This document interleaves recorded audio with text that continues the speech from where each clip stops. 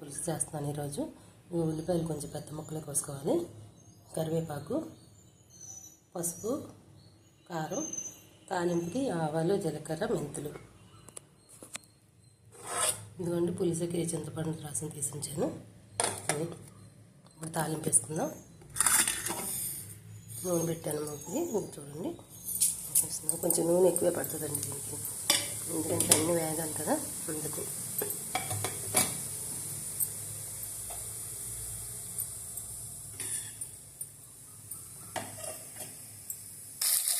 ఇదండి ఉల్లిపాయ, పచ్చిమిరపకాయలు, కరివేపాకు కూడా వేసేస్తాము.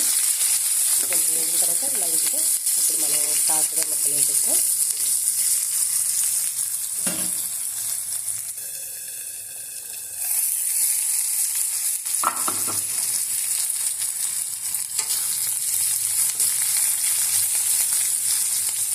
ఇప్పుడు మనం కాకర ముక్కలు వేసేద్దాం.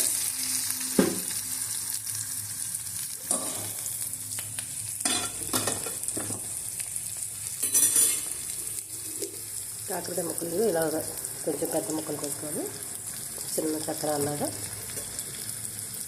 పండుకాయ కూడా వేసేసుకోవచ్చండి దీంట్లో. పండుగ అయితే ఇంకా కొంచెం బాగుంటుంది తీయగా. ఇందులో కొంచెం మగ్గనిద్దాం. రెండు కలిపి బాగా వేస్తే మగ్గుతాయి. అయితే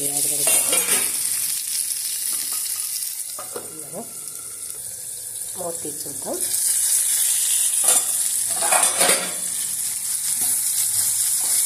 మగ్గినాయి కొంచెం ముక్కలు. ఇప్పుడు మనం ఉప్పు వేద్దాం దానికి తగినట్టు.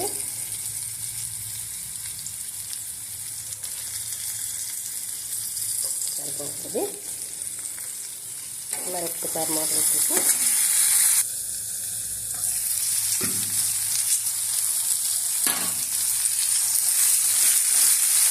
వేసింది. ఇప్పుడు కారం వేసేస్తాం. కారం, పసుపు వేస్తాం. ఎందుకంటే పులుసు అన్నీ వేసిన తర్వాత కారం వేసామనుకోండి కూర ఎర్రగా కనిపించింది. అందుకని మనం నూనెలోనే ఒకసారి బాగా అలా కనిపించామనుకోండి కూర మొత్తం చూడటానికి చాలా ఎర్రగా కనిపిస్తుంది. తినాలన్నీ అంతలాగా తెలుసు కదా మీకు. నేను చప్పటికాయలు కొన్ని, కారం కాయలు కొన్ని కలిపి ఆడిస్తాను, అంతే. కారం ఎక్కువ వేస్తాను నేను. ఇదిగోండి తీసి ఉంచుకున్న పులుసు వేసేద్దాం దీంట్లో.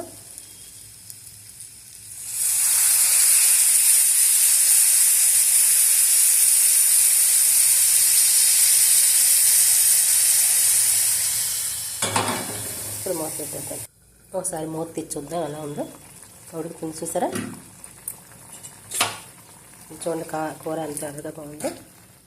ఇలా మనకి కూర ఎరుపు రావాలి. ఎరుపు వస్తేనే కూర చూడడానికి బాగుంటుంది. తర్వాత ఇది కూడా మరుగుతుంది కదా, బెల్లం వేసేద్దాం. బెల్లం పొడి చేసి ఉంచుకున్నాను, మరుగుతున్నప్పుడే వేసేయాలి. మూత పెట్టేద్దాం.